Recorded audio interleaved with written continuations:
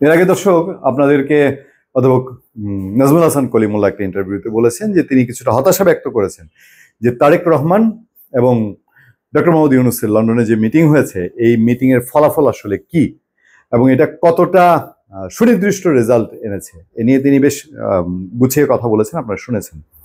তার ওই কথাই আমরা একটা সূত্র পেয়েছিলাম যে এনসিপির যিনি আহ্বায়ক নাসিরউদ্দিন পাটোয়ারি, জাতীয় নাগরিক কমিটির আহ্বায়ক নাসিরউদ্দিন পাটোয়ারি, তিনি কি বলছেন? তিনি বলছেন যে বিদেশে নির্বাচন নিয়ে বৈঠক গণ অভ্যুত্থানের আকাঙ্ক্ষার পরিপন্থী।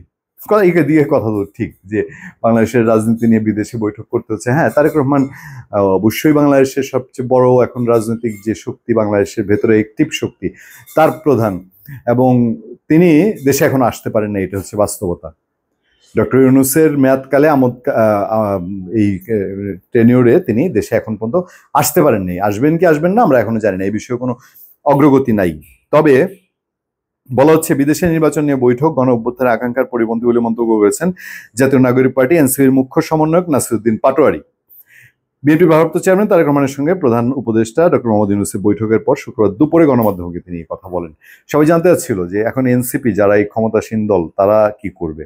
তারা যদি বলে মানি না, তখন তো আমরা বলবো জানি না। বাংলাদেশের তো কোনো একটা কিছু রাজনৈতিক এক দল বললেই বলবে, আরেক দল বলবে মা জানি না জানি না। কারণ কি জানে না তারা তো এটা নিজেরাও জানে না, প্যাচ লাগানোই তো ওস্তাদ। নাসিরউদ্দিন পাটোয়ারি বলেন লন্ডনে বসে একটি রাজনৈতিক দলের সঙ্গে সরকারের মিটিং দেশবাসীর স্বার্থ গণ আকাঙ্ক্ষার সঙ্গে প্রতারণা, শহীদদের রক্তকে অবমাননা করে বিদেশের মাটিতে মিটিং এর আয়োজন কখনোই মেনে নেওয়া যায় না। দেশের ভবিষ্যৎ নির্ধারণ করতে হবে দেশের জনগণের মাধ্যমে, বিদেশি আলোচনায় নয়। আমি হাসছি কেন জানেন? এই দলই নির্বাচন চায় না, এখন জনগণের মতামতের মাধ্যমে সিদ্ধান্ত নিতে হবে, এটা তারা প্রেসক্রিপশন দিচ্ছে, এই জন্যই হাসি পায় আর কি। নাসিরউদ্দিন বলেন 1990 সালে গণ অভ্যুত্থানের পর একটি সামাজিক চুক্তি হয়েছিল, কিন্তু সেটিকে কার্যকর না করে দেশকে অন্য খাতে প্রভাবিত করা হয়েছে। রাইট, সেই 3 জোটের চুক্তি কেউ মানে নেই, আওয়ামী লীগও মানে নেই, বিএনপিও মানে নেই, জামাতও মানে নেই, বাংলাদেশের যা রাজনৈতিক দল আছে কেউই মানে নেই। আজকের বাস্তবতায় নতুন করে একটি জাতীয় বন্দোবস্ত প্রয়োজন, আর এই বন্দোবস্ত হতে হবে জনগণের ইচ্ছার ভিত্তিতে, কোনো একক দলের সুবিধার জন্য নয়। মানে নিজেদের কথা মধ্যে তো কন্ট্রাডিক্টরি। উনি বলছেন যে আগে মানে নেই, তো এখন মানবে, এটার কি গ্যারান্টি আছে? এখন যদি নতুন বন্দোবস্ত, নতুন চুক্তি করেন, কে মানবে? আর এই জনগণের ইচ্ছার ভিত্তিতে, তো জনগণের ইচ্ছার জন্য তো আগে নির্বাচন দরকার, কারণ আপনারা তো নির্বাচনই মানেন না। যাক, নাসিরউদ্দিন পাটোয়ারি স্পষ্টভাবে জানান বর্তমান সরকার যদি সংস্কার, বিচার ও সংবিধান প্রণয়নের প্রক্রিয়ায় ব্যর্থ হয়, সংস্কার, বিচার ও সংবিধান প্রণয়ন, এবং এটা বর্তমান সরকার, এটা যদি ব্যর্থ হয় তাহলে উনি কি করবেন, কি ফেলবেন? এনসিপি দ্বিতীয় গণ অভ্যুত্থানের দিকে যেতে বাধ্য হবে। সর্বনাশ, ওনাদের ডাকে আর কেউ আসবে? এখন দেখি ডাকেন তো, কত ডাকাডাকি করেন, প্রতি সপ্তাহে বিভিন্ন উসিলায় ডাকেন, কই দেখি না তো। ওই আওয়ামী লীগ নিষিদ্ধের দাবিতেও ডাকতে গিয়ে জামাতের হেল্প লাগছে, শিবিরের হেল্প লাগছে, আর নাহলে লোক কয়জন হয়তো আল্লাহ জানে।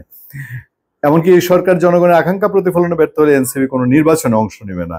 আচ্ছা, তিনি আরো বলেন শুধু রাজা বা রানী বদল হলেই চলবে না, কাঠামোগত পরিবর্তন প্রয়োজন। এনসিপি নিঃশ্বাস করে গণ অভ্যুত্থানের মাধ্যমে অর্জিত স্বপ্ন পূরণ না হওয়া পর্যন্ত তাদের লড়াই চলবে। দুঃখের বিষয় কি জানেন? সবাই রাজনীতিবিদ হয়ে উঠছে। এই নাসিরউদ্দিন পাটোয়ারি কিন্তু লোক খারাপ না, ডেডিকেটেড মানুষ, বুঝছেন? ডেডিকেটেড লোক এবং খুবই মানে ত্যাগ স্বীকার করার লোক। সে ত্যাগ স্বীকার করেছে, প্রচুর করেছে এবং চ্যালেঞ্জ নিয়েছে, সাহসী লোক। কিন্তু ওই যে এখন ক্ষমতার গন্ধ পেয়েছে, এখন কত রকম অভিযোগ শোনা যায় তার বিরুদ্ধে। ওই যে আমতারেক নামে এক লোক আছে দেখবেন, ওই সে বলে মাঝে মধ্যেই তার সম্পর্কে।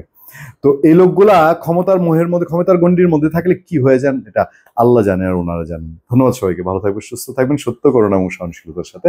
আপনাদের সাথে আমি আতিক রহমান, পূর্ণিয়া।